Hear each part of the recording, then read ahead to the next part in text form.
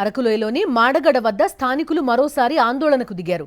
ఇటీవల మెడకు ఉరితాడు బిగించుకుని నిరసన తెలిపిన స్థానికులు ఇవాళ మరోసారి నిరసన చేపట్టారు. సన్ రైజ్ పాయింట్ వద్ద భిక్షాటన చేస్తూ వినూత్న రీతిలో నిరసన తెలియజేశారు.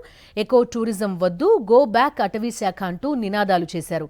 అటవీ శాఖ వల్ల తాము జీవనోపాధి కోల్పోవలసి వస్తోందని ఆవేదన వ్యక్తం చేశారు. భవిష్యత్తులో తాము నిజంగానే భిక్షాటన చేస్తూ జీవనం సాగించాల్సిన పరిస్థితి వస్తుందని వాపోయారు. నశించాలి నశించాలి గో బ్యాక్ అటవీ శాఖ go back go back go back అటవీ శాఖ గో బ్యాక్ గో బ్యాక్ అరకులోయలోని మాడగడ వద్ద స్థానికులు మరోసారి ఆందోళనకు దిగారు. ఇటీవల మెడకు ఉరితాడు బిగించుకుని నిరసన తెలిపిన స్థానికులు ఇవాళ మరోసారి నిరసన చేపట్టారు.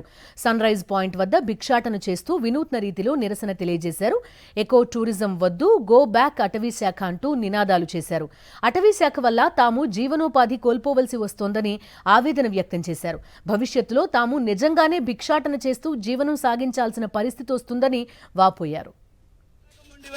నశించాలి నశించాలి గో బ్యాక్ అటవీ శాఖ go back go back go back అటవీ శాఖ గో బ్యాక్ గో బ్యాక్